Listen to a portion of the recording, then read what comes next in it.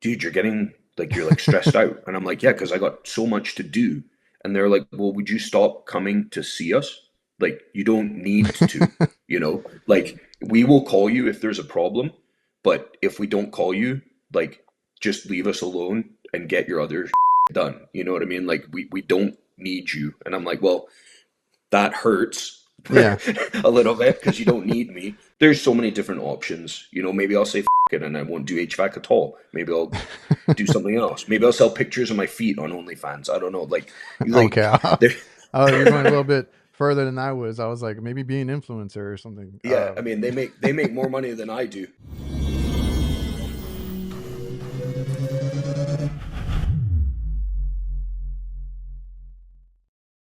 Hola, what is up, everybody? Welcome back to the Reliable Trades podcast. If you guys are watching this on YouTube, make sure you subscribe and you like this video.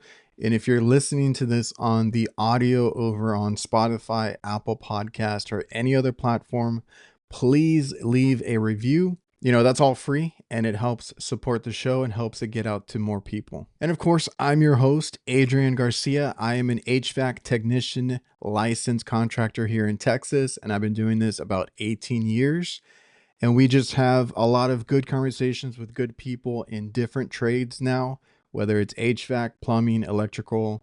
I've had some others in like auto mechanics, anything like that. You bring them on, have a good conversation, and hopefully get more trade awareness out there. So I appreciate everybody who's watched or listened, all the support and making this podcast successful and what it is now. I also want to thank the sponsors of the show, like Jobber, which is a CRM that we use to run our business, which is invoicing, quoting, scheduling jobs, maintenance contracts, and all our technicians on our team usually pick it up relatively quickly. I just have to show them what it is and they are able to get out there and start, invoicing. It's been great running our business with Jobber now. And if you guys want a free trial and discount, make sure to check the link down below, getjobber.com/reliable HVACR. I also want to thank VETO Pro Pack, the best quality bags that money can buy, literally.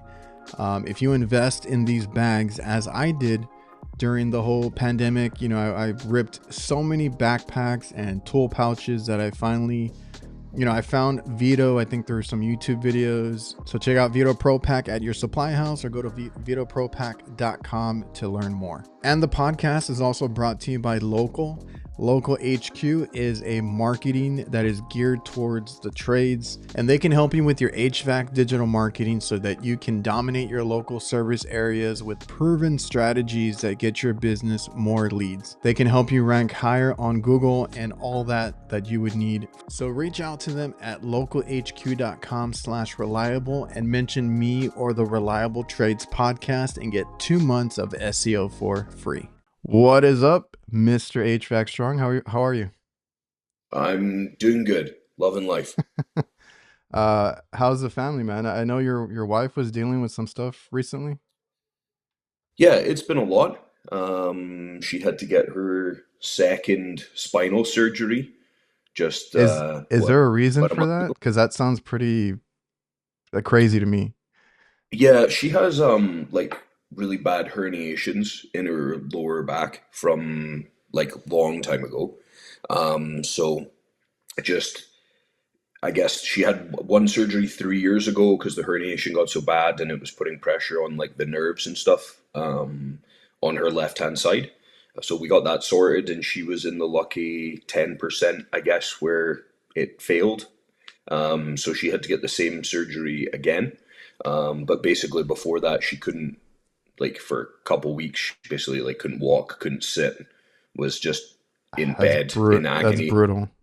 So then we had a week in hospital, and then they airlifted her down to Vancouver to get her surgery done. So Oh, that's what um, I had seen. Yeah, that's why I was like, yeah, man, so that we, must we got be. that sorted out. So she's kind of just working through the recovery process and whatnot. How long does that Still, take? it's 6 weeks with no bending, which makes life difficult. Yeah. So we're about a month, what, 3 weeks, 4 weeks in now.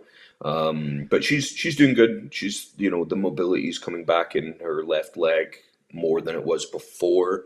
So we're getting there, man. It's been a challenge, and then last week we thought my daughter broke her leg, Oh so that no. was another thing. And but she's good. She just had a really bad like sprain, but her foot was like black and blue. So Oh, um, okay, that bad. yeah, Because I was she gonna had to say my wear my she had to wear the kids. boot. I was like, my kids get hurt all the time, and they're you're always worried about what they did. But oh man, like that must have been scary too. Yeah, we didn't even know what she did. Like she was just like, my foot You never hurts, and we're you like, never know what the okay. kids And we do. look at it, and it was like black, and we're like, oh shit, maybe we should go to the hospital and get this checked out. Because when Oh they're that man. young, I mean, they're a lot. Their bones are a lot more bendy than ours now. Oh So yeah.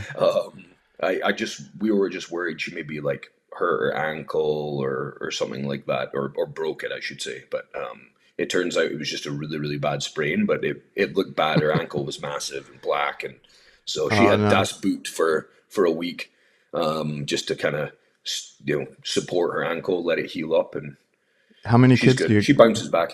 Oh yeah. How many kids do you have? I got one with my current wife, and I have two that live in Texas. Okay, so you got one that lives with you. So Yes, she gets everything. She's the only child there. she's the only child here. Yeah, so she runs the roost, I guess. Yeah. Um, Because but I'm in, yeah, and I'm in then a similar situation. Like I live here with my girlfriend and her daughter. yep, She rolls everything, because she's the only one here. And my son comes over, every other weekend, or whenever I have time.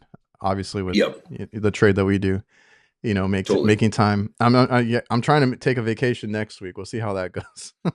Yeah, we were uh, we were trying to organize a vacation to go down to see my kids in Texas, when all this kind of started to happen. So we're oh, just kind okay. of trying to get to that next stage where she's healed up and she can sit on a plane and we can go down and visit and spend some time down there, because obviously they're off on summer just now, right? So it would be nice to get down and spend some more time with them, but just have to get things leveled out here a little bit first. What part of Texas? Like North Texas, Middle Texas? Houston. Oh, Houston. I have a buddy They're in that lives up there. Houston. I go out Yeah, there pretty, or it's been a while, but I used to go up there pretty often. yeah, I like Houston. It's good. It's just It's big busy. city is not my thing, Yeah. so I can be there for a while and then it kind of starts to drive me insane a little bit. Well, with me, like when I was younger, I loved going to big cities, right? Like when I was in college and all that kind of stuff.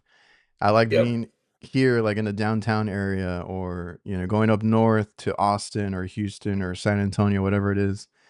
Now I don't want that. Like I'd rather, cuz now we live out in the country. I'd rather deal with this, be quiet, be away from everybody.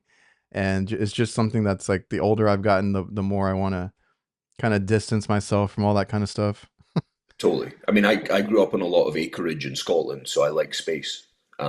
So I used to do a lot of traveling, for work, back in the day when I worked on oil rigs, and it was always fun. Like I loved going to big cities and seeing new places and that. But now, big cities give me anxiety, man. It's the same for I me. like Yeah, I like space. I like to just go outside, walk around. I don't want to look at skyscrapers. I don't want to see a ton of people. Like, See, just that's the thing that I it had it, to it gets to me. yeah, that's the thing that I had to kind of explain to my girlfriend. Like I've never been diagnosed with anything or anything like that, but like I tell her, I don't know what it is. I just can't be around a big group of people, especially like strangers or anything like that. Like it makes Yeah, me feel a certain way, and I don't like it.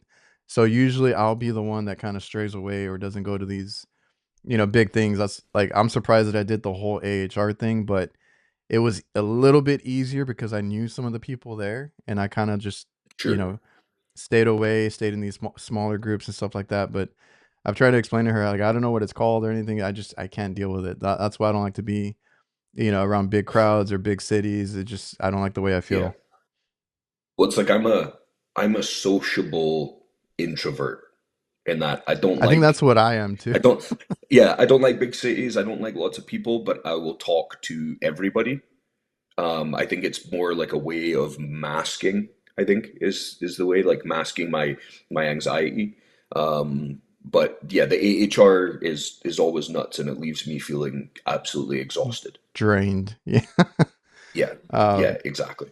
yeah, that's a good point because I've always said, even like doing the podcast, doing other stuff, this is not in my comfort zone. This is, and people that grew up with me, like my old neighbors, friends that I've had, go to school with, they're like, Adrian does what? Like, he does a podcast, he does social media. He's like, he's never been into that stuff. I was like, I kind of just like fell into it. But I always tell people, like, or I've talked to somebody like Brett or somebody, and I'm like, I don't want to say that I'm faking it, but like it is, like you said, like kind of a little mask type of deal. Like, and Yep. it probably comes from, obviously being a guy. I know that whole macho thing comes into play too, because that's how I was raised. And you, I don't know, you just don't want to look vulnerable or weak, or you kind of want to Yeah, hold yourself together and kind of present yourself in that way. It's also being a business person. but yeah, I was going to say it comes down to like at work. Like I'm sure you're probably not super like quiet and introverted at work because you always have to deal with customers and talk to people and things like that, right? So we kind of get used to putting on, or maybe not so much for you if you're not in as much of a residential sort of application, Mm, but like mm-hmm. myself, I'm dealing with multiple customers a day, and so I don't have the choice of being Yeah. quiet and introvert. I have to be able to speak to them and be confident and put that across to them, right? Because that builds confidence with your customers. So it's once again, it's kind of like a mask I turn on in the morning, and it's like, okay, now we're at work. This is who I Yeah. need to be for the day, and then when I go home, it's time to chill out and turn that back off again, right? It's funny because you, like you said, you turn it on at work, but it's like, because I've even seen it doing social media, you kind of have to amplify a little bit of your personality just to sound confident and all that kind of stuff that Yes. you do online. That's kind of like what you're doing at work too. You kind of have to amplify a little bit, be a little more happy, be a little more personable, and then you can turn it off when you get home because you're not around those people, right? Yeah, exactly. And I always tell my Exactly. girlfriend, because like we have, now that I live over here with her, she has a lot of family that's around. I'm like, when I get home from work, I just need a little bit of time to myself because I need to decompress and kind of, Decompress. Yep. yeah, because I can't go from the work environment straight to mingling again with people. So I'm like, I just need a little bit of time, just a little break. Yeah. You're like, I gotta go stand in the shower for 20 minutes and cry for a minute, and then I'm good. I also want to thank DiversiTech. They simplify your work. They have everything a contractor needs to complete a job. That goes from equipment mounting, condensate, management, tools, maintenance chemicals, electrical components, indoor air quality, and much more. They have different branches under the same umbrella. More than likely, you're already using some of their products or tools. So go check out diversitech.com, and it's your one-stop shop for everything HVAC. Oh man, it's been hectic because we have our own business. We've been running it. It's going on 18 years now. So I've been in it for a while. I don't do residential for that reason. I don't like to deal with people on that level. So, Yeah. kudos to you and the guys that do that, because I'm like, that's one of the harder parts that I had to learn, was like talking to people. And you mentioned like everybody has to do it. I would get complaints at work when I don't talk to somebody, because they're like, "Oh, agent," because they would talk to my dad, right? Because he's like the guy, the older guy, the guy in charge. Technically, we're Yep. partners because we do different things, but like he's the owner, right? So they're like, "Hey, Adrian came in. I mean, he fixed what it was. He did a great job, but he didn't say hi. He didn't associate with us or anything." And I was Yeah. like, I'm just trying to get in and out. I didn't know I had to do that part of it. And then I had to learn, s- take the time to go in there, say hi. Cause on commercial, you kind of already know what the problem is. It's already listed in the email. Like, you just get dispatched and Yeah. whatever. And I was like, all right, I gotta go say hi. I gotta go see, hey, how are you? How are the kids? How's your family? How's business? I like to ask that question too. uh, all these things, and then go do the work, and then go check in with them, explain everything that you did, and kind of just conversate if they want to, and then you leave, right? Yeah. Exactly. And I try and explain that to my guys too, is like, half of our job is just making the customer feel comfortable with Yeah. us being there and us as a company. Um, and in order to do that, you have to be able to converse effectively, right? Um, and that is, I mean, it's hard for a lot of us. I mean, most of us are on the spectrum in trades anyway, in some way, shape, or form, right? So it's You not always wouldn't the you easiest. wouldn't think it, Yeah, but yeah, a lot of people are like us or totally. like have a hard time with it. Yeah, so it's not easy for us to just, or a lot of guys to just go in there and start talking to everybody and things like that. So I have to explain that to my guys all the time. It's like, yes, you're there to do your job, and I know you can do that. I'm not doubting that, but I need you to make the customer feel comfortable in their own home. I know that doesn't really make sense, but you know what I mean? Like you're in Yeah. somebody's space, so you make them feel comfortable, do the job, and then don't just peace out and leave. Like you need to actually explain to them, you know, what's gone on, what you've done, etc. So yeah, it's always a tricky curve to kind of, or a tricky thing to get the guys to do. And I find like I worked for a company in Vancouver that used, I don't know if you've heard of Nexstar. Oh yeah.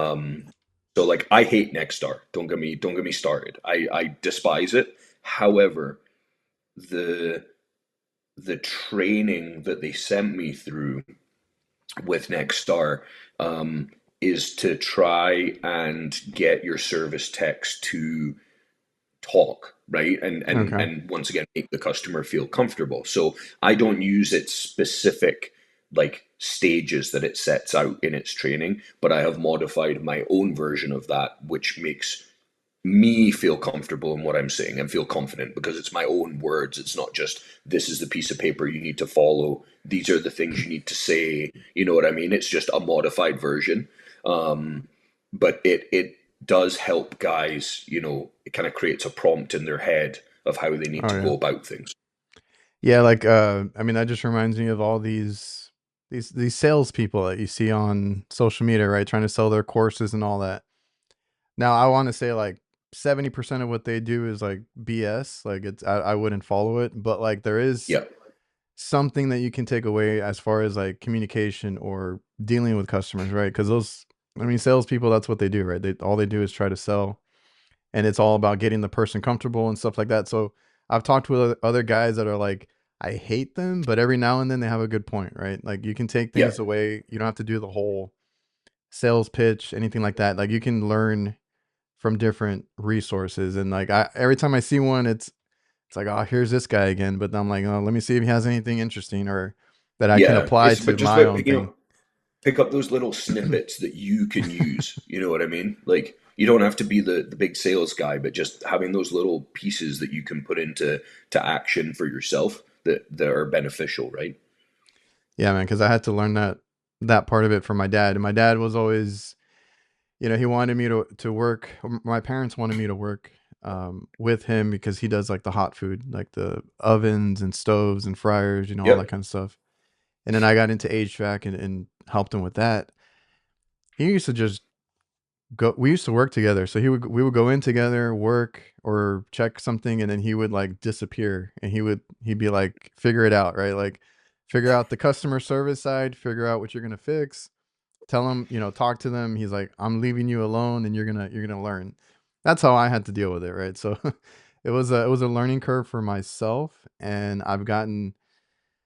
It took me a while to figure it out or realize it because I was always like, I just want to be an employee. That was the hardest part is like wanting to be the business owner because that is not an Yep. easy task to take on. Like, how long have you been in HVAC? Because I know you said you grew up doing something else, which we can get into Yeah. too. But So like HVAC itself, how um, long has that been?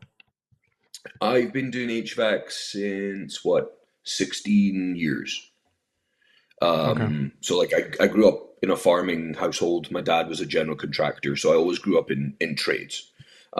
But when I was 17, I started working as a draftsman. I'm a trained draftsman as well. So I started in an oil and gas based HVAC company, just doing layout drawings, 3D modeling, all these sorts of things.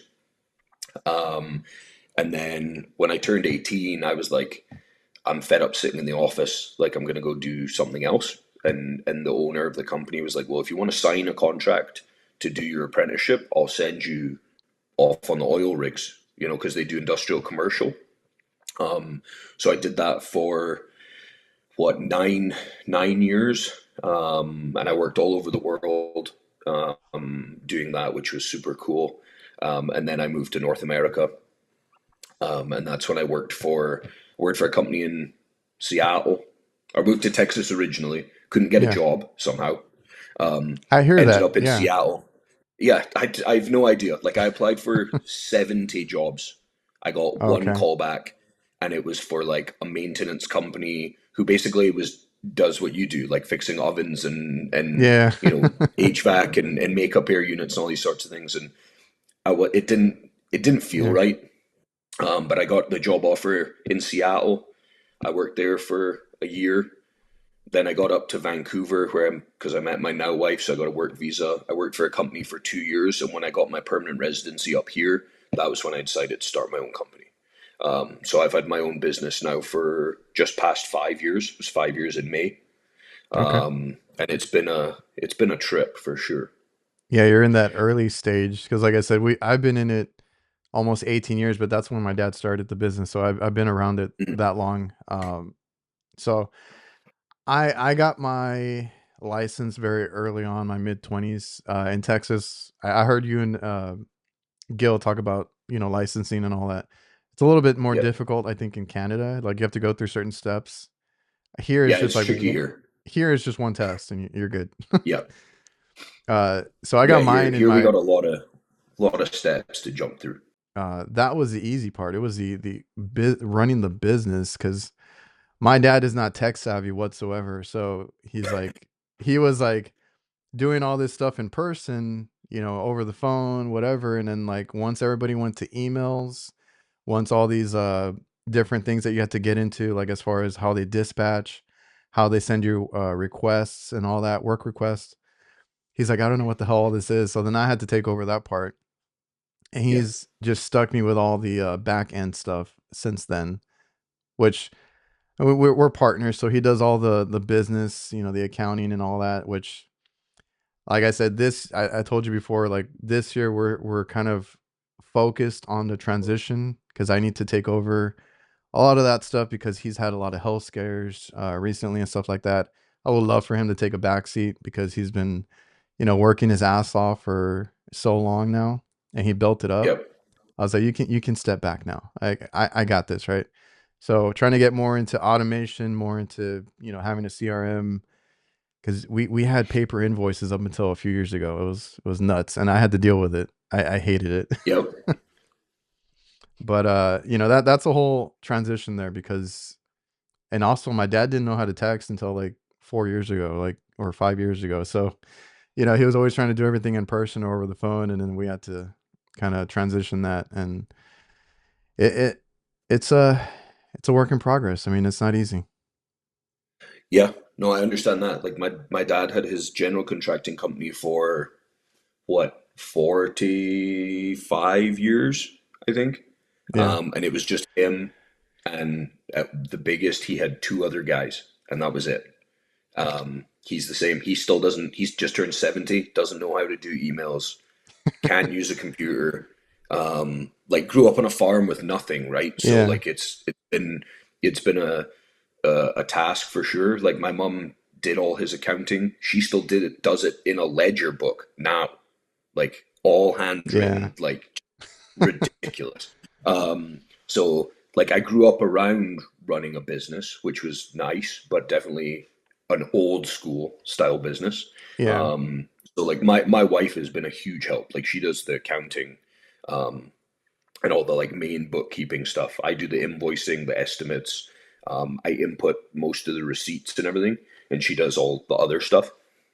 But yeah, it's been definitely been a learning curve for me too. Just running a business and all the other stuff that comes with that.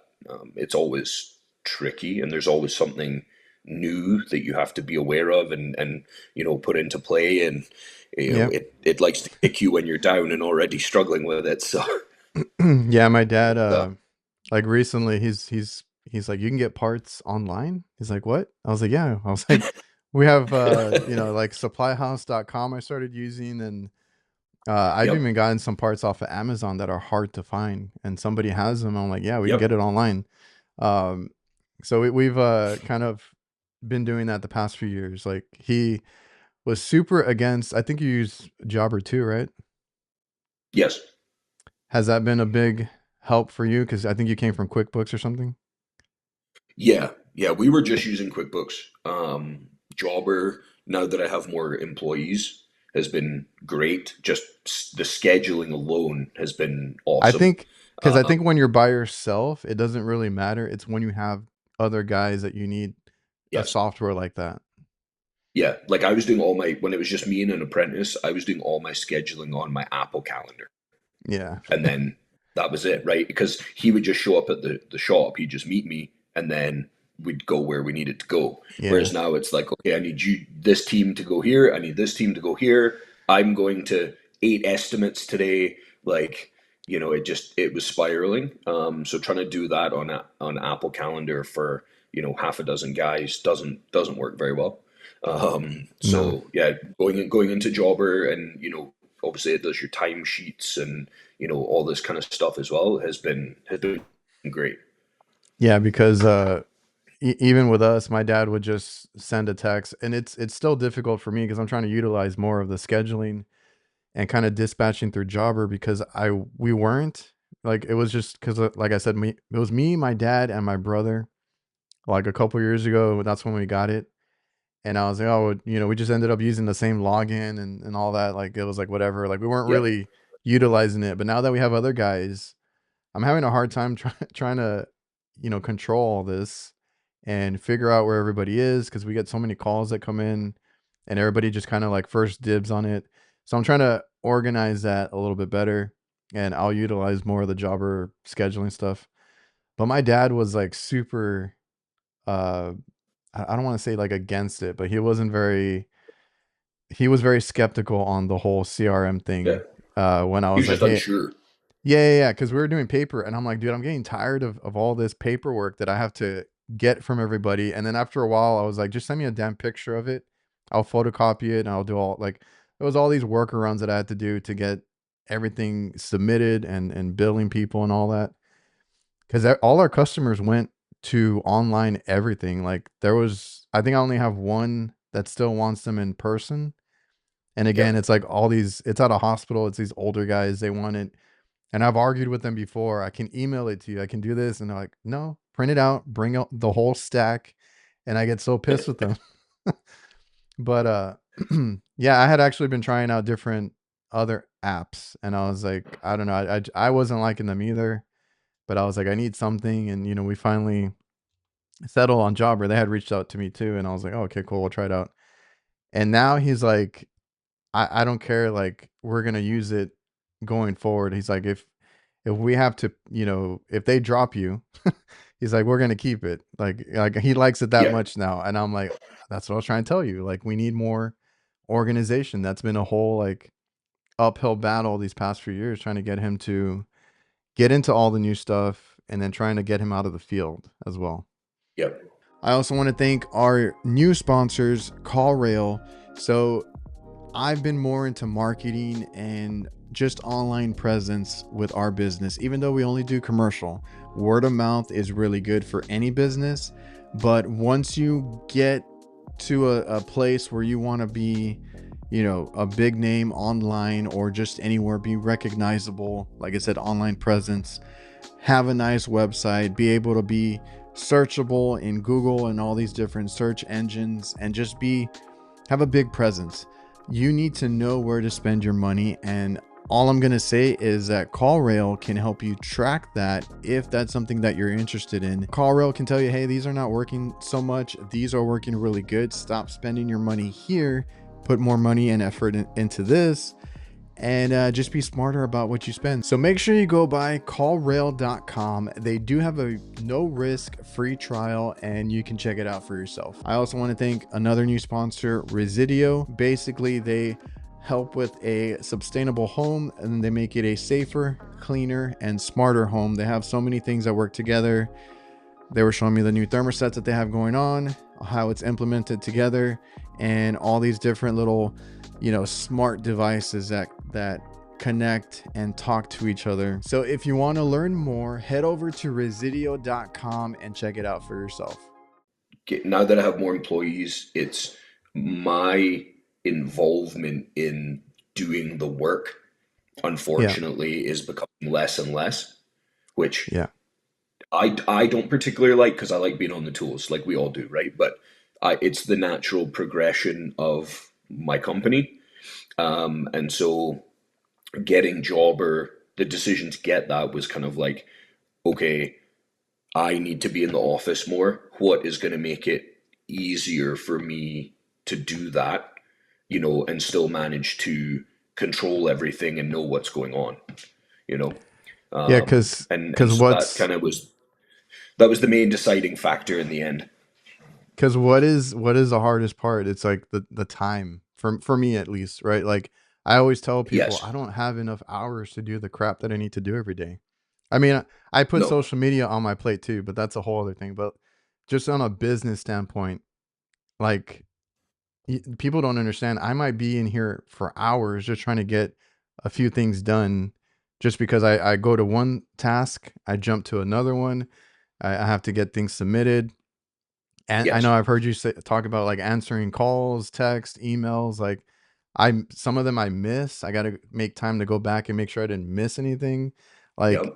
that all adds up in time. So I've had, I'm in the field a lot still. So I still go out, but I do take either a morning to try to get this done or a day. I take a day out to just stay in the office to try and catch up because like well with my dad, I think he's more ready to retire and I think he just wants to kind of be assured that there's somebody or that it can be.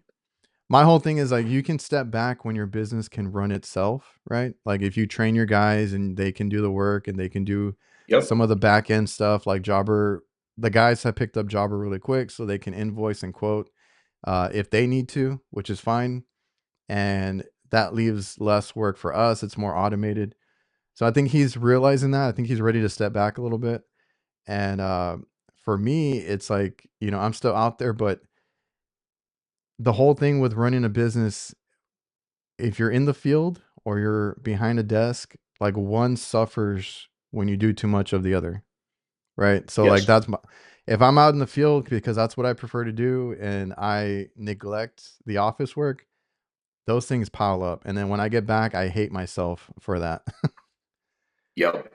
Like I 100% feel that. Like I would try. We have an office out of our shop, so like we work 4 10-hour days.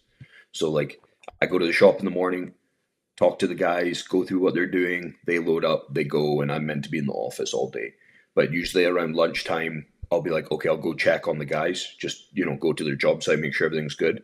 And they'd be like, dude, you're like stressed out. And I'm like, yeah, because I got so much to do. And they're like, well, would you stop coming to see us? Like, you don't need to, like we will call you if there's a problem, but if we don't call you, like, just leave us alone and get your other shit done. You know what I mean? Like, we don't need you. And I'm like, well, that hurts Yeah. a little bit because you don't need me, but also like I understand, you know what I mean? Like I try my best, but it's very difficult. I'm a very particular person, so giving up that control, I think, has been the biggest thing for me, right? Is just giving up that control so they're in charge of things and I'm not so much, you know what I mean? Hmm. But it's just this is not a position that I have been in before. It's not a position that, especially when it's my own company. Like I've run jobs on the rigs where I was in charge of 20, 30 guys. I just told them what they're doing and they go do it, but it wasn't my business. it wasn't my name, it wasn't my company, etc. So I think that the level of pride and the level of just control is difficult for me, right? And it's definitely something I'm learning to try and give up a bit more, but it's always tricky. And that's what I've had to explain to people because I've talked to guys and they're like, "Oh, you're gonna miss it when you get out of the field. You're gonna like because they have been, but a lot of these guys have been on their own. Like they don't really have other workers, or they might have one Yeah. apprentice or something like that. They want to stay small, which I understand. And I personally don't want to be the biggest company either because I think that would stress me out even more. Because right now having Yes. 3 to 4 guys that we have to watch out for is enough, like where I have to worry about quality control and stuff like that. I still have to let go a little bit just because I can't do everything myself. Although I would love to spend a day just making sure this install or this repair was perfect. When it doesn't go perfect, like with our guys, I just try to teach them what we could have done better, or go help them out whenever stuff's gonna happen. That's how they learn. But yeah, I've had to tell people, like, unfortunately, the only way my business is gonna grow, like I mentioned earlier, is if it can run itself without me in the field. Like I need to do the back end stuff. I need to do all the making sure everything's in Yes. order, but taking yourself out of the field is unfortunately like what running a business is. And as much as I love to work on stuff, because that's what I would be, that's what I prefer to do 100% of the time. It's not you can't do both. Like there's no way. The way I try and look at it now is you'll never be 100% caught up. That doesn't exist as a business owner. No. Um, so I try and focus on, like, if I can be 75% caught up, Yeah. like the other 25% I can continue to work on. But yeah, definitely you'll never be 100%. It's like when you look at your phone and you're like, okay, I've got 100 unread emails and 20 unread text messages. Like that shit, like, gets me. Like it Yeah. gives me anxiety and annoys me. But I'm like, I've kind of learned to be like, I know I'm not going to get to all of it. Like it's never going to be at zero. If it's at zero, it means something's gone terribly wrong, and I've managed to get 100% caught up, and we probably don't have any work. So Yeah. I should be Oh grateful yeah. that they're always, the calls and the texts are always coming in. Like you said, my whole thing is as long as the margin is narrow, like I've caught up, like you said, like 70% or whatever it is, like I feel better because I've Yes. had like a bunch of invoices pile up and I'm like, crap. And that's just money sitting there. Cause that's the other thing you're worried about is like getting paid to pay people. I mean, that's a whole other thing. That's the fun part. Cause you said 5 years with your business. Yes. Yeah. So like, did it start obviously with just you, but like, when did you actually have help or when did you decide to get help? Um, so we actually started right at the beginning of COVID, when everything Like got right, locked down. right before? Like literally, we started just after the lockdowns Mm. began in Canada.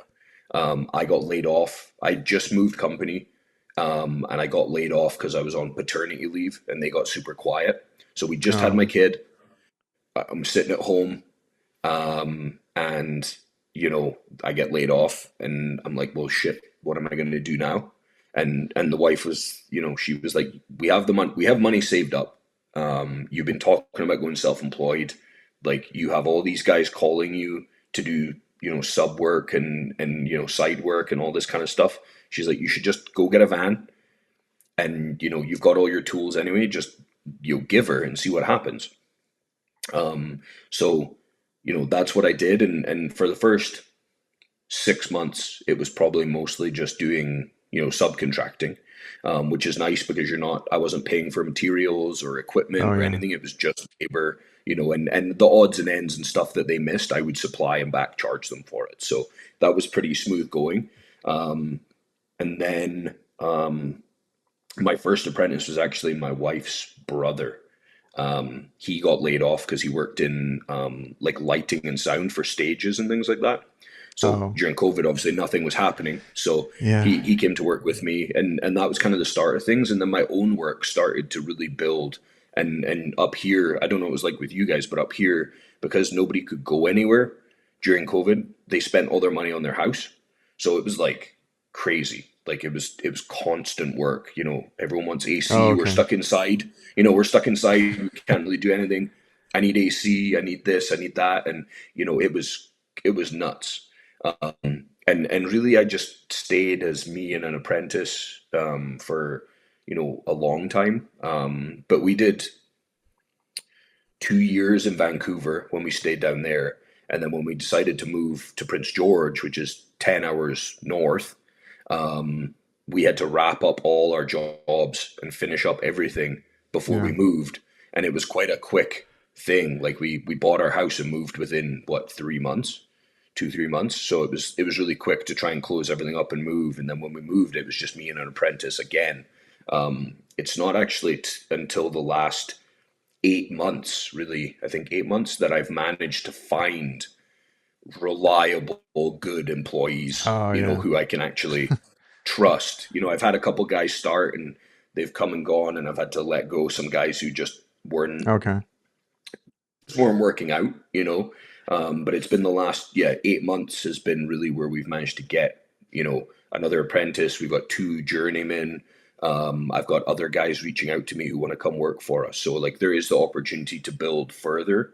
But I'm kind of the same as you. I don't want to be a huge company. Yeah, Like I yeah. always said that I wanted 3 to 5 vans on the road, and that would kind of be my max. Just speaking to other people, they've said that's kind of like a manageable size. Um, so we're getting there. Like we've got my truck and two main vans on the road. We're kind of getting to that stage. It's more just whether I want to move into other things. Like I've thought about starting like an electrical division or a Oh, plumbing yeah. division, things like that. It's just if I want to go that route, and add more stress to my plate.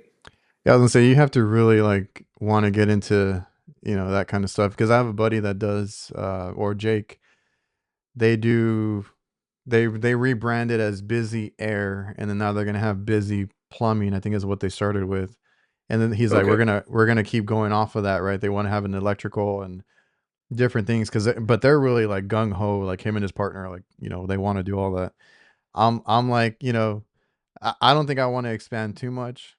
I've thought about that kind of stuff too because I think like plumbing and HVAC kind of go together and a few other things like you said electrical. And we know people. I mean that's always the thing is like have your network, your connections, Yeah. and you'll be able to do more with that. But yeah, like we have I think about 5 vehicles out right now, and that's kind of like you said the sweet spot because eventually like we're gonna take out my dad and replace him with somebody else. Eventually I might be replaced as well. So we're gonna probably keep it in that 5 Sure. van like or vehicle setup. And Yep. it's been great. Like I'm not complaining. Like you said, work is work. It's been coming in like crazy and you can manage it that way. Did you have to like so then like if you move 10 hours, did you basically have to start over? Pretty much. As I said, we wrapped up all our work in Vancouver. I think there was one job I couldn't get finished in time because the equipment was back ordered.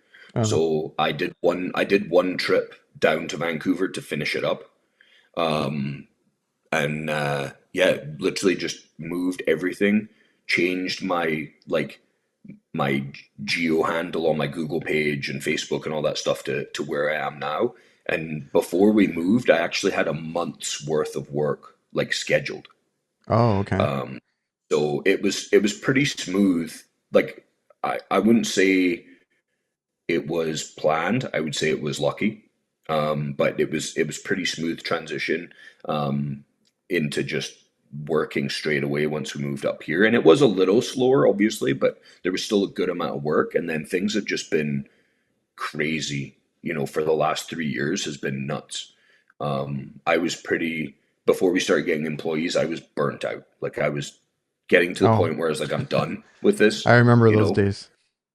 Yeah. But no, it's definitely leveled out now, and we got a really good team. So I'm hoping we can just keep that team, and hopefully build on it a little bit more. But nothing too major. I'd like to get our own building, or something, because just now we share a shop with Mm-hmm. another company, and it gets a bit cramped. So I'd like to have our own space.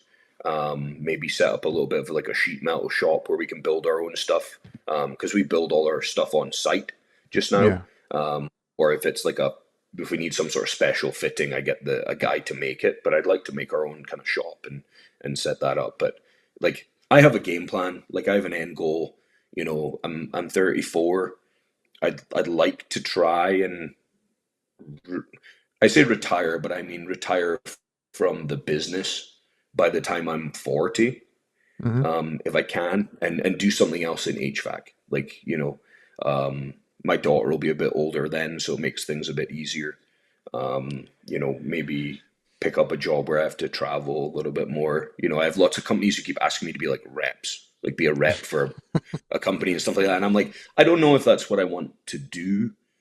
I really don't know, but I know I have an end goal, and we'll see if that pans out. It might not. Maybe I'll work till I'm 60, but yeah, Well, what like would it's you? just, Yeah, and I've thought about this too because like some of the newer generation has different aspirations. The only one that triggered me a little bit was like, oh, this HVAC thing is like a side job, and then he wants. I forgot what he wanted to do, and I was like, you can't treat it like that if you want to get anywhere, right? You got to kind of yeah, dive into it if you want the actual like payday and all that.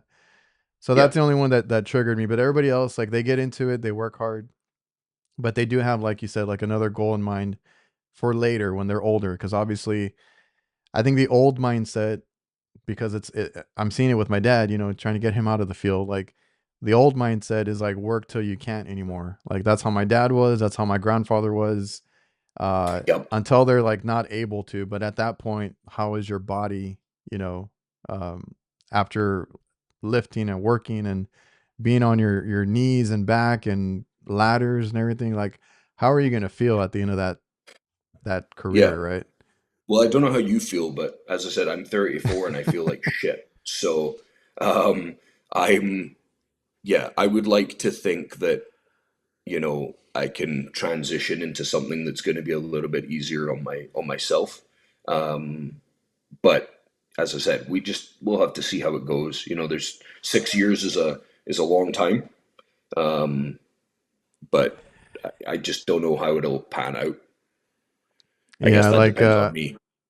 yeah, like even myself, and that's why I said like I had to kind of, tell people like I love what I do, and I personally like I'm going to do it a little bit longer, but the transition has already started. Like I do want to get somewhat out of the field, right? Like I don't want to be Yeah, doing everything. And that's how it was up until a couple years ago, which is why like I was burnt out 4 or 5 years ago because I did everything.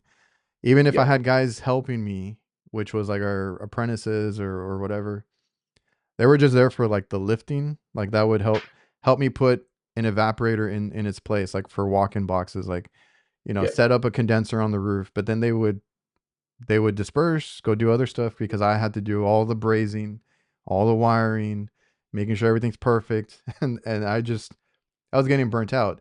These past couple of years, now that we slowly started like hiring one person, another person, I feel so much better. Like I'm not running around doing everything. I can rely on some of these guys to do some stuff. We're getting more into maintenance. That's kind of the mundane work, but it pays the bills. Like I'm starting to think now, yeah. like what what's the most that we can get out of something like maintenance contracts versus other stuff. And I think I heard you say something that I've said before: learning when to say no. Like in the beginning, we took everything. It was hard work. Never, never was super profitable. And it's better just to say no because you can't get to everything, right? So Yeah. that was something that we had to learn too. And now we kind of get to what we like to do. We can be a little bit picky, or just do the work that we want and not try to do everything as well. So I mean, that was another thing we had to learn. I was kind of like, learning to say no when it was just me and an apprentice and be like, no, we don't need that. Whereas now it's like I've got four employees, including, as well as myself, that we have to pay and keep in work and whatnot. So it's like every job, I don't know how you are, but every job I kind of evaluate it a little bit deeper than what I usually would and be like, okay, is this going to be a good, choice for the guys? Is it something they're going to be able to, handle appropriately? Is it going to make money, right? Yeah. And kind of evaluate it a little bit more before making that choice to say, no, we can't do it. But there are still the jobs where, you get sent them and you're like, nah, this is going to be a complete pain. Like, we're not doing it. Call someone else, We right? we've gotten lucky to say either no or something, something ends up coming up where we can't do the job, and it turns out that we were better off because because I mean word gets around. We talk to other companies too. We've had, because we do mostly restaurants, like uh they promise you all this work and this and that, and then they go bankrupt, or they go and like call so many companies and they owe everybody money, and like Yep. certain things happen, so you do have to be picky just to stay afloat in this business, because I Yep. mean from one day to the next you lose your business basically. Oh yeah. And You that's, can get burned real quick. oh yeah, like, and that was because you mentioned earlier, like you didn't have to get your money tied up into things early on because you subcontracted yourself and stuff like that. Like Yeah. when I started with my dad, I was always, because I was taught a certain way in trade school, because the teachers, like half of them owned a business, half of them just worked for the school, and they were happy doing that. And we got a little insight on both, and they would always tell you, the parts or the equipment, you're supposed to mark up, that part of it. That's your business. Don't let them take any of that from you, and this and that. But my dad had a different way of thinking, because like we do nothing but commercial or light commercial. And some of these people have their own accounts where they buy AC equipment and we just go in and install Yeah. it, right? And I was like, man, we're losing money, this and that. But my dad's like, do you like, we've had jobs where they need several big systems. And he's like, do you want this amount of money tied up? And then like whenever they pay, by the time they pay, like it's going to take forever, because sometimes you're chasing Yep. your checks and stuff like that. And I'm like, okay. So as a small business now, I have learned that, like, be careful, and sometimes one way of doing things is best for you, and every company is different, but I mean we had that mindset too, like, or I had that mindset that I wanted to make the most money on everything, and then I kind of had to be like, oh, that actually works out for us, like being a small business, and I never want to be that big guy with 40 vans or whatever. Like that would just stress me out. So I'm good where I'm at. Yeah. And you always have to remember, like, the bigger the company, the smaller your profit margin, Yeah. right? So like I got a good insight into the company in Vancouver that I worked for because I was a manager without being a manager. They kind of That's a long story, but anyway, they gave me a bit more insight into like the background of stuff. And I mean, they had 40 vans on the road. They're one of the biggest residential companies, and they do commercial as well, but they're one of the biggest, we'll say, HVAC companies in Vancouver. And they're they were doing like, I can't remember what the exact number, say 15 million or whatever a year, right? But the profit margin once they paid everybody and their overheads and their office staff and everything was like 9%, 10%. You know what I mean? Which Yeah. to me is like, well, why would I bother to work so hard and put in so much effort for a minimal percentage? Yes, 10% of 15 million, okay, it's nice money, but it's a lot of headache, whereas like you can Yeah. stay smaller, you can, okay, you're doing less monetary value, but your profit margin's probably higher, or it should be. If you're only at 10%, you're doing something wrong. But so like it's just weighing up, what you want to achieve and things like that. But as we both discussed, like we don't have an ambition to be a huge company, so you might as well keep it comfortable, keep it manageable, profitable, you know. and enjoy it, or try and enjoy it anyway. I mean, that's the whole reason I wanted to be like a business owner was to enjoy it. Like I don't want to grow too much and have to be more strictly business, like, just Yeah, worrying about it all the time. So like I said, I mean, we'll grow. That's our whole goal this year is to grow just, a little bit and see how yeah. it does, evaluate it, all that kind of stuff and go from there. But if you have like your goals for like you said when you're 40 or anything like that, like I mean, obviously you don't know, but what would you do with your company? Like if you do want to do something else, Sell it.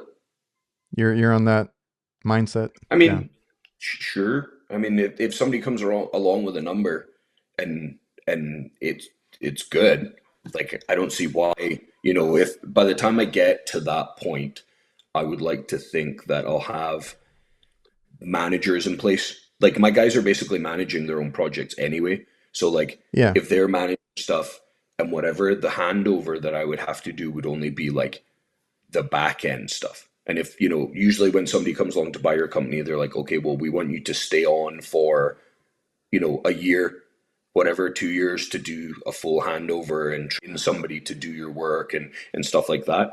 Cool. If that's how it pans out, then fine. Or, you know, partial sale, percentage, where I'm still involved to a certain extent, but I have, time to do other things or whatever. Yeah.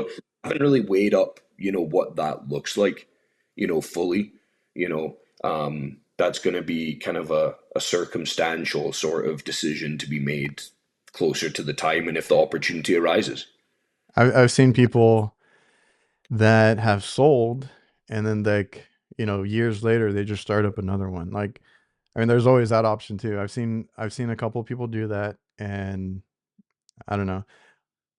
I You're gonna don't say think something? I have I don't think I have the want or the drive to do it again. That's what I say. Let's yeah, no, but honestly, I don't. Like I get very involved in my work and it's been very draining on myself, my marriage, my Hmm. family, everything. I don't feel that I have it in me to do it again. Like I'm a trained draftsman. I design ducting systems.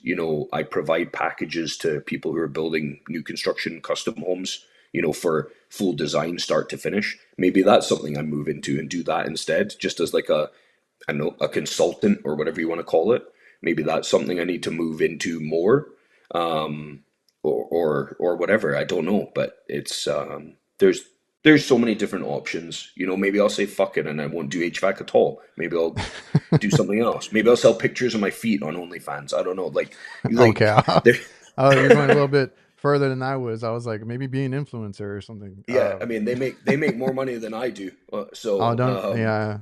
Because so my dad shared a text with me, and but it was somebody trying to sell or looking for a buyer for a company, and it's like only asking 500,000.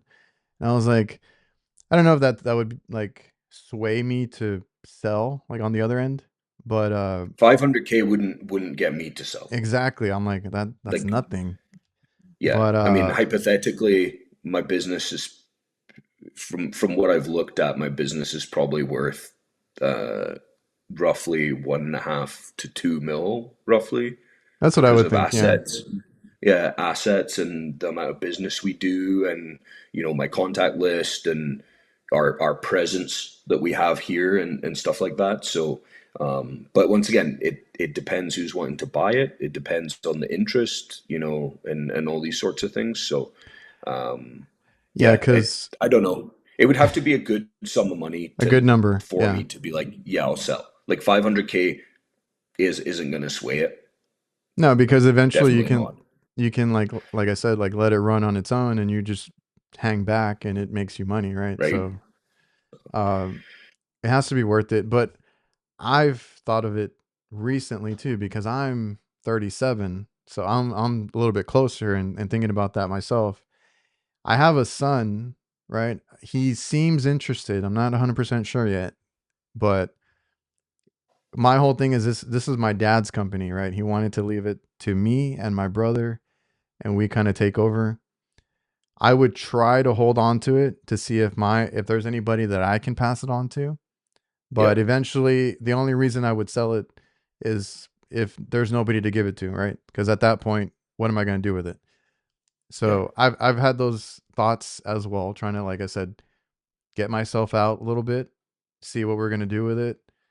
I would love to do more apprentice stuff because that's what we've done now is we have like one senior tech that I trust with everything, although we do butt heads sometimes. But we have like two new guys that have never done this and we just trained them and they've been doing really well. Like they've learned everything. They got all the good habits. So I'm like super happy. We're going to take on another one, hopefully this year too. And they're all young guys. So eventually, like I said, I would love to just do that. Just bring people in, train them, get the help that we need, and continue that kind of cycle.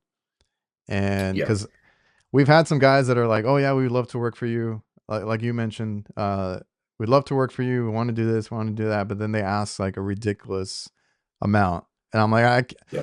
as a small business, I can't, afford that.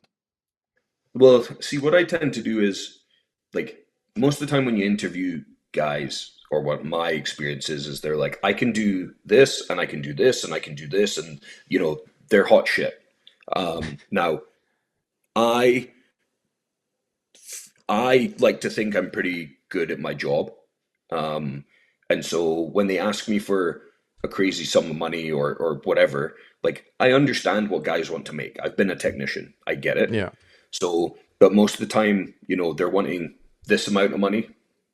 And I'll just say to them, look, you've told me you can do what it takes to make that sum of money. However, I'm going to start you off down here. If you can do what you tell me you can do, then we can get to that point. But I'm not just going to pay you that straight off the bat because 9 times out of 10, they don't do half yeah, the stuff that they claim they can do. And that's the issue that I've had is, the reason most of the guys that I've taken on haven't worked out is because they said, okay, I can do this, this, and this, and I need a guy who's reliable and can do that, but then they can't. Whereas the guys I have now, you know, my main journeyman, he told me, look, I can do those things. He does those things. That's fine, and he can run jobs. The other guy, he told me, I can do everything, but I'm lacking in sheet metal like experience. And so, that's a big part of what we do. And I'm like, okay, that's fine. I'll pay you this. And if you show me you can make it to where I need you to be, then, you know, we can bump your pay up. That's fine. And he has made huge leaps and bounds since starting with us. He hasn't even finished probation yet, but he's made huge progress to the point where I wouldn't have an issue paying him more if he comes to me and says, can we talk about going up to, what I yeah, was asking for? Like, cool. But I'll pay you what you're worth if you can prove to me that you can actually do your job. yeah. You got to Like, see it. yeah, Yeah, like because anytime I've asked for an increase when I've been an employee, it's because I think I've deserved it and I've shown them that I'm at that next step, you know? And so I just try to treat my guys the same. Like, I'm not trying to be disrespectful to them and say, no, you can't have that amount. Just, I need some proof that you're there, you know? yeah, and we Um, feel the same way because like I said, our guys. I mean, one of them is not young, but he's new to the trade because he came from yeah, nursing actually. And I was like, we'll see how this works, right? Because I don't know how that transition would be for him, but now that he's been here for a few months, I'm like, can we like do whatever it needs to? Because he was trying it out, and obviously he wanted more pay too, but like he's never had experience, so we couldn't. But now I'm like, can we make sure that he stays? Like if we can work something out, yeah, like he's been doing really good, and now he's running his own calls. Like I have no issue with that, right? Once you prove it and you show it, and you are like dedicated to it, okay, then we can talk what you want to make, and yeah, both will be happy because I don't want to lose a guy like that either. Totally. Well, it's like you get a plumbing guys. Like I've had a bunch of plumbers who come to me and they're like, I want to learn more HVAC. And I'm like, okay, that's cool. I understand. Like you're a plumber gas fitter, no problem. But then they're like, well, I want this much, and they're asking for like a journeyman HVAC like wage. And I'm like, that it doesn't work that way. Like you want to learn, right? If you want to learn, unfortunately, you need to be understanding that you have to take a step back to move forward, right? And it's a yes, okay, you've been in the trade and you do gas fitting, but it's a completely different trade and there's a lot to learn. So, finding people who are understanding of that is sometimes tricky because they're like, I've been making Yeah. this much money. So it's hard for guys to get it in their head that they have to, make less to make more, you know? And that's the whole thing. And I've tried to kind of hit on that from other guys that especially like young kids. They're because we do push like, oh yeah, it's a great trade. You should try it out. It's good money eventually. It's not good money Yes. when you start, right? So I've been trying to make sure I tell them like you need to get in, and it's the same thing I've always said when you start as a a technician or whatever trade you get into, and then also for a business owner, for both things you kind of have to start over once you get into it. Once you come over to HVAC, you start over. Doesn't matter what you did before. Because my Yep. whole thing is like a lot of guys, just because they're older and they've done something or they're good with tools, they think they get that high pay, but you got to Yes. start over. And if you've been in the field for 20 years and then you start your own business, you start over, right? You're not making what you made before. I mean, Yep. that's just the whole thing of it. You start over and you build it up. But how long does it take before guys understand that? You know what I mean? Like it seems to be a very constant conversation that I Yeah. have with guys. It's like the same conversation of guys who are like, I'm gonna start a business. And I'm like, okay, like that's fine, start a business. But do you understand what goes into it? Like you might not take a drop in pay, but you're gonna take a drop in quality of life for a while until you figure Oh shit yeah. out. Like you can do the work. This is what I say to everybody is you can do the work. The work is easy.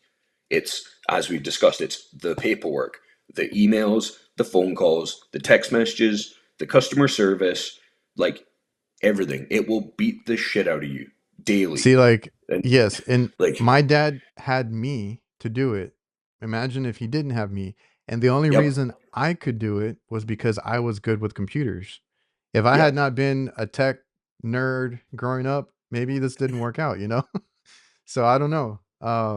But yes, I've seen so many kids right now saying they want to start their own business, right? And I'm like, how long have you been doing this? Like, do you understand? Now, some of them might get on the right foot. They might be thinking ahead, which is great, but it's not as easy as it looks. I know a lot of no, guys on social media try to be like, you should do this, you should do that.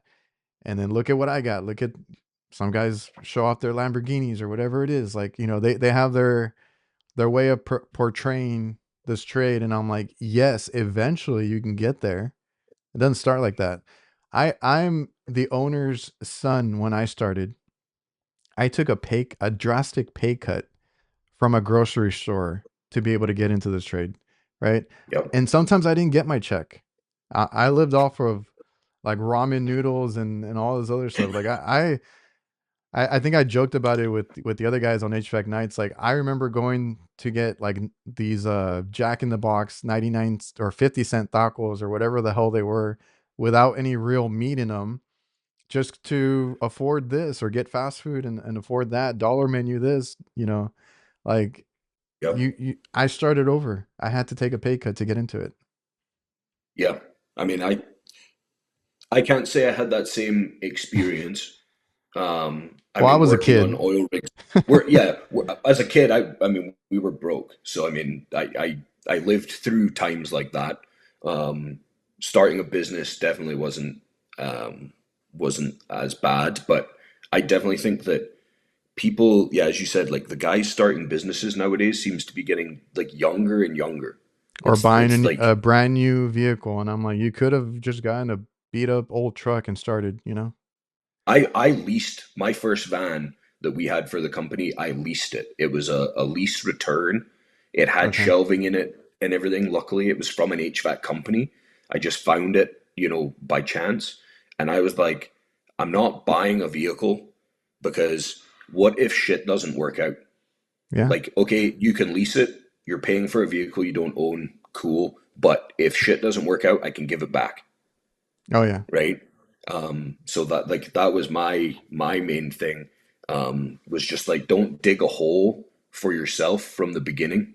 You know, a lease is going to be a much better option in case things don't work. There's always that chance. Yeah. New businesses, the percentage of new businesses that fail within the first 5 years is massive. That's scary. So I think I heard Gil talking about that.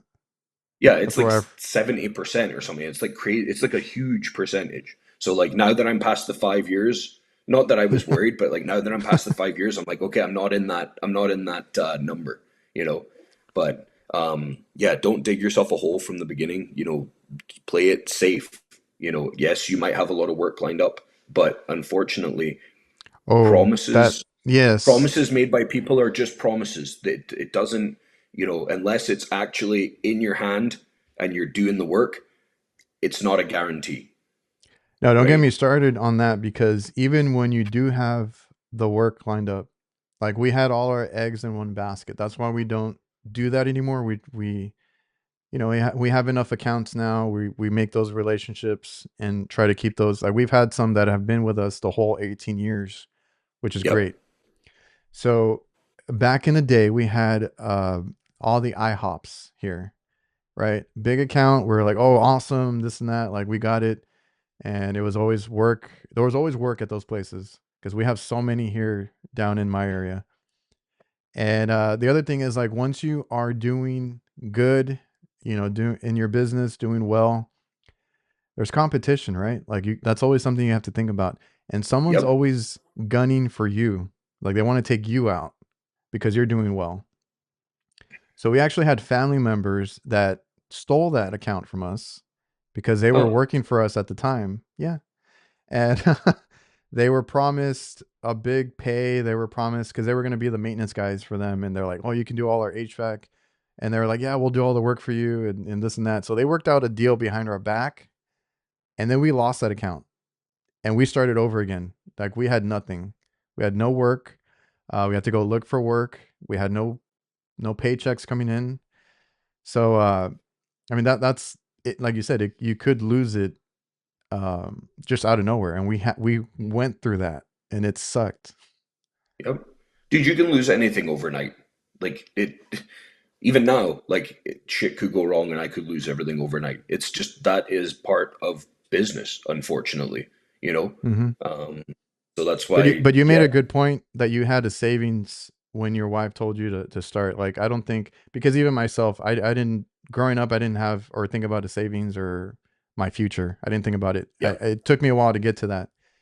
I think more people need to realize that, like save your money because when I see somebody buying a new van for a business that they're about to start and this and that, I'm like, save your money. Like we still I got that from my dad. He goes and buys like an older van cash because yep, it's like cheap and it's already outfitted. Cool. Go make the money back and save it up or put it aside sure, or something just in case because we had to learn it the hard way too. yep. Well, it's like even now, like, um, I don't really pay myself. I pay myself what I Mm, need to pay myself to yeah. live. Some guys take all their money out of their business and, you know, Oh fucking, as you yeah. say, buy a Lamborghini or fucking whatever, right? Yeah. Like we pay ourselves what we need to. Um, and even now, I have a savings account within our business. So like, if I need to buy, like, we just bought our newest van, but we just bought it outright. But that Hmm. didn't come from the main account in the business. That was from the savings in the business. So like, if shit does go sideways and say, we don't have work for a month, Yeah. or we've only got little bits of work and I've got guys that I have to keep busy. Like, I don't want them just to leave because then we're back to fucking square one. You know what I mean? Like, I have a backup plan. I always try to make sure that the business is going to be safe, or, say even when I was self-employed, I hurt myself and I couldn't Oh work, yeah. right? Like, I need to make sure there's money, right? So it's just about being sensible, and we've discussed, like, guys seem to jump in really quick. Yes, HVAC is good money. Yes, there's lots of work, but just you have to be sensible with it is the main thing. Yeah. Be smart. Be smart about it because you never Yeah. know what can happen. No, Because I our had just days talked. our days are not guaranteed, No, I had just talked right? to Mark HVAC Marksman. He was going to be big in music. Like that was his whole thing. Like he was already going to tour and all this, and then COVID Nice. happened. So then, that whole industry shut down. That career that he had shut down. He had to figure out what to do next, which ended up being HVAC. But like, you never know what happens. Like you could lose everything. Yeah, 100%. As I said, it's not nothing's guaranteed. So then, running a business, being a family man, all that. How do you unwind and deal with your stress? Um, I know you. Poorly, I know you bought it. let's You used say. to like weight lift. Do you still do that? Yeah, so like I was a competitive strongman for 6 years. I did powerlifting for like 4 or 5 years. Okay. When I met my wife, because she was a powerlifter as well. I still go to the gym regularly, like 4 days a week is what I try to aim for. It's a good mental release for me. It's somewhere I can just, switch off and pump some iron and chill out a little bit first thing in the morning. Stress wise, that's the main thing. I mean, I'm shit at, sorry, I keep swearing. I'm terrible at dealing with um, emotions. Grew up on as I said, on a farm where uh, emotions and stress and anxiety and everything are all just made up in your head, and you just put your head down and get on with it. That has been a detrimental mindset for myself. So, you know, my mental health definitely ebbs and flows a lot. Hmm. I have to go to therapy. I go to therapy and it helps a lot with trying to deal with these things. But switching off is difficult for me at all times.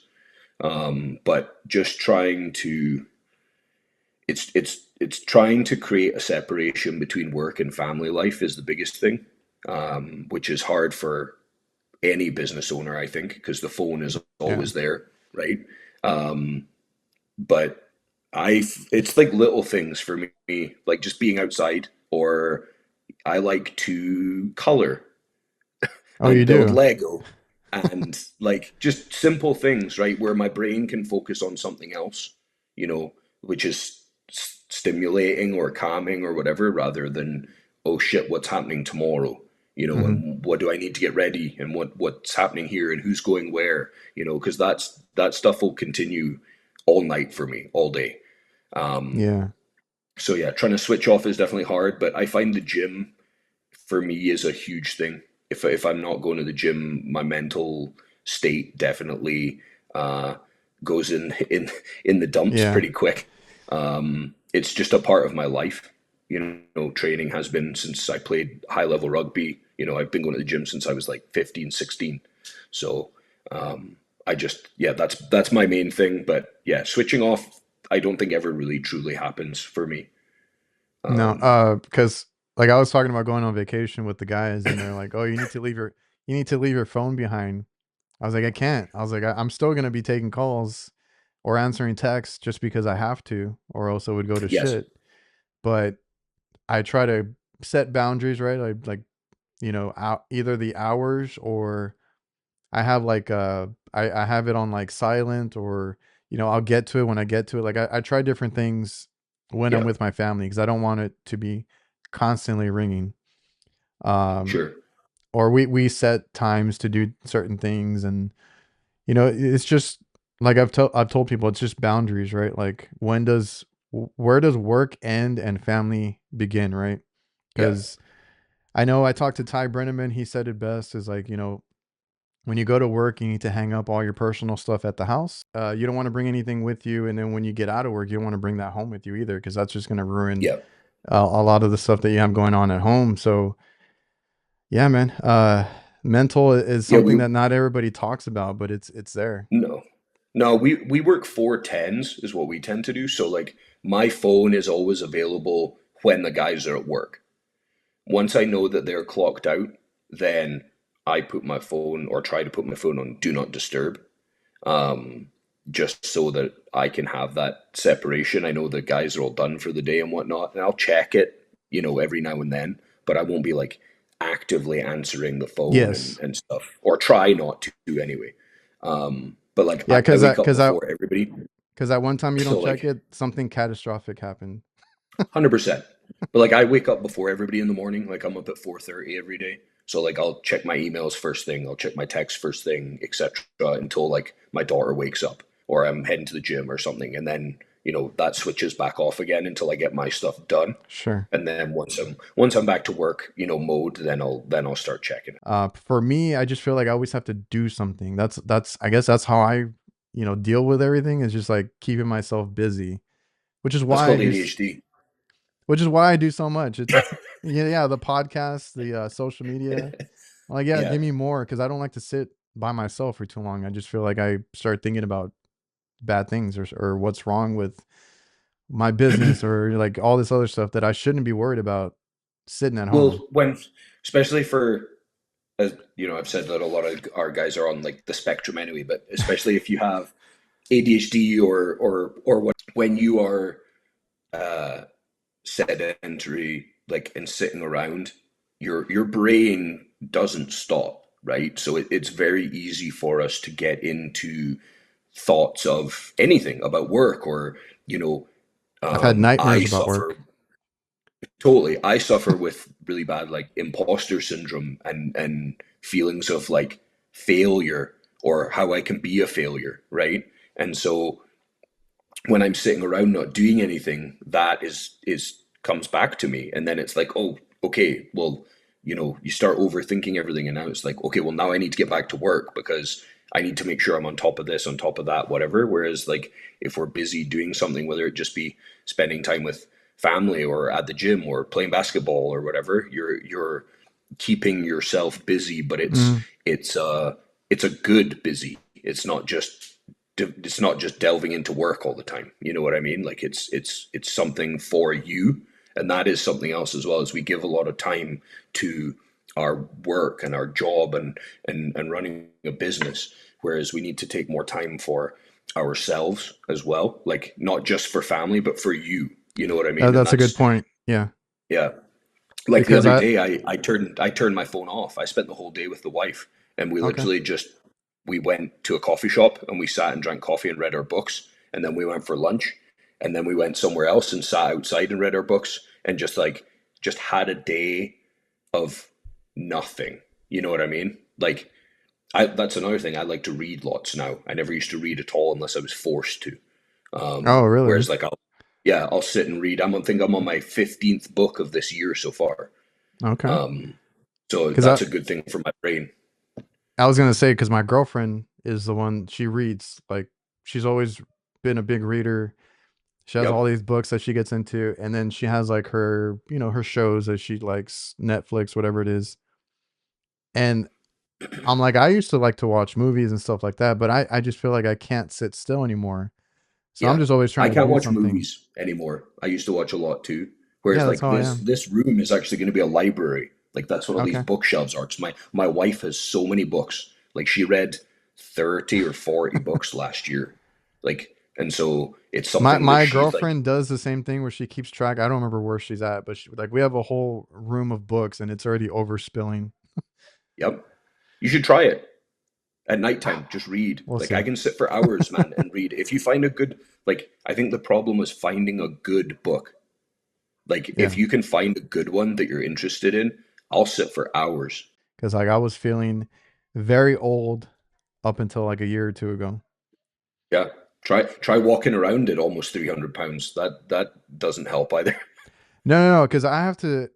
I mean, well, you do your weightlifting and all that. Like I've always been a certain weight. Whenever I get past like 200 pounds or so, I feel it. I feel sluggish. I Yeah. feel heavy. I'm not moving around. My knees hurt more. Like so that was behind why I kind of like a few years ago I lost like 50 pounds, and I was Yep. pretty strict with what I ate and stuff like that because I was like I feel like crap at work. Like I can't deal Yeah. with it. So that's another aspect is like, and we're talking a little bit about mental health, but like physical health. I mean, I think both They of go us hand like, in hand. yeah, I was like, I think both of us like to do physical activities for fun, but like the people that don't, you need to watch out for yourself because it, it just it makes it worse at work. Like being overweight, or for me, it was being over a certain weight. My knees felt like crap. I felt sluggish. It just didn't help me at work. Yeah. Well, I mean, like when I when I started working at that company in Seattle, I was 306 pounds because I was Did, still training and oh, competing all okay. the time. And so like I was just massive. But like they'd be like, "Oh, you're in a crawl space today." And you're like, "Cool." And you like even with knee pads and stuff on, I'd crawl around for a whole day and I was like crippled by the end of it. Whereas like now I'm 275, I think it is, just now, which is like my usual weight when I'm training. Whereas I'm Okay. trying to like bulk now that I'm not working as much, I'm trying to bulk up a bit again. So I'm probably going to get a bit heavier, but I'm also not crawling around, in attics and crawl spaces and stuff all the time. So it's more manageable. Yeah. But yeah, physical and mental health definitely go hand in hand for sure. You know. Now that you have your own workers and stuff, like how like have you seen anything with them like as far as like dealing with burnout, or like do you do anything to kind of interject into that aspect? Yeah, I mean, I've been through a lot mentally, as I kind of breached on a little bit earlier. So it's more just like trying to be not a mentor, or I mean maybe he could put it that way, but like they have families. Some guys have families. Some guys have mental health issues they're working with and stuff. So it's more just trying to. I try to just be there and pay attention to the guys and see if they're having an off day, or they're in a bad mood when they come to work or whatever. Like I'll try not to just sweep that off. I'll kind of we have our morning meeting on a Monday. If one of them seems off, I'll kind of pull them aside and be like, yo, what's going on? Do you need to talk? And I try to give my own personal experience to them in hopes that it will help. Whether it does or not, I don't know. But we all have our own demons and issues to deal with. Nobody's perfect. So I try to be there and be someone who they can talk to. Like I don't like to think myself as a boss. Really, it's more like a friend. Like, as I said, I've been a technician. We all have. I've been in their position. I don't want them just to be a number, or a guy that rolls up to work and leaves and he's not appreciated. Like I want my guys to feel like our company is a place they want to work and they enjoy coming to work. Will it suck some days? Yes. It always does. But I want it to be a close group of guys who like working with each other and who will hold each other up when needed. Yeah, man, like because I've seen what my dad does as far as like being that, right, being there for the guys, and I'm trying to implement it in how I take over basically. Because the Sure. thing that he always did, it was like check in on everybody, like no matter what, like how are like during the call or after the call, like how'd it go? How are you guys doing? How are you feeling? Make sure you take a Yeah. break. Um, try not to rush to the next one if you had a hard install or whatever it was, and even like for me, like calling me or checking on me, like, and I'm like, okay, yeah, I did the job. I fixed this or that. I would just report to him. He's like, good job. Proud of you. Way to go. All these little things. just to make sure that they, like you said, they feel appreciated. Because if Yes. you just treat them like a number or like another technician, I need you to do this, this, and this, and get it all done and everything. Like it's not gonna work out. Like, and I've seen, because we have an older tech that likes to run and gun and just he's like, I'm trying to get you guys, all these calls done. Like he's trying to do above and beyond, which is a great mindset, but I don't need that. I've Yeah. seen where the burnout affects him, like physically, also just making mistakes. We get callbacks. I notice when that happens. We're not Yeah. at a point where we need all of it done that day. And, and you guys have the heat to deal with as well, right? So I like, tell yes, that guy has had some. I forgot what he had, but he has trouble breathing. Like he does have some health issues now. He's older. I'm like, yeah, dude, we don't need you on the roof all day. We got younger guys, Like I don't yeah, want them up there all day either, but let them do a little bit of the heavier stuff or the more intensive stuff. And remember to take your breaks because we don't need you to be. It doesn't have to be that physically demanding 24/7. Like you can yeah, take your break, you can take this. Don't rush. And honestly, it's just bad for business because then we get callbacks or complaints or something like that too on the business side. All totally. right, I man. get it. We've been here Well, in an hour and a half. I don't want to yeah, take up too much of your time. no, it's uh, okay. I appreciate it. it was a good conversation. I don't know if you have anything else you want to end on or kind of get into before we get off. No, man, we covered a lot. Yeah, I think we We went down chatted my longer little. than you said we would. So, I always tell people 45 minutes to an hour, and then like if it's good enough, we just end up going over. So it's yeah, completely fine. It's been a good conversation, man. Good getting to kind of sit down and talk with you because every time I see you, we're kind of like passing each other on the way to something. totally. Yeah. Well, hopefully So we'll get to catch up in person in Vegas if you're coming. yes, but I am not gonna book myself for what I did this last time. Yes, I am going to enjoy it this time. I want to do that's more. exactly what I'm doing as well. I want to do more with my time. Yes. Yeah, it definitely becomes very overwhelming when you have like six booths to be at in one day and a I thought I could do podcast to it. do.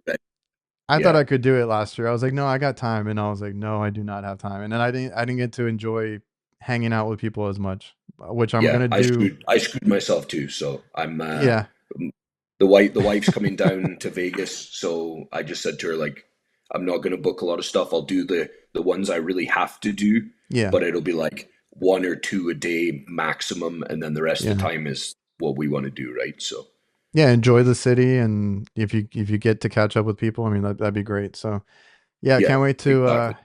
head out there. Love the award show. Love AHR. It's been a great community. Getting to see everybody. Yes, That's what it's all about. totally. Okay, man. Well, I will let you enjoy the rest of your Sunday. I got to do another one, but Oh, well, yeah, enjoy. yeah, man. Thanks again for coming on the show. I appreciate everybody for watching and listening. We will see you guys next time.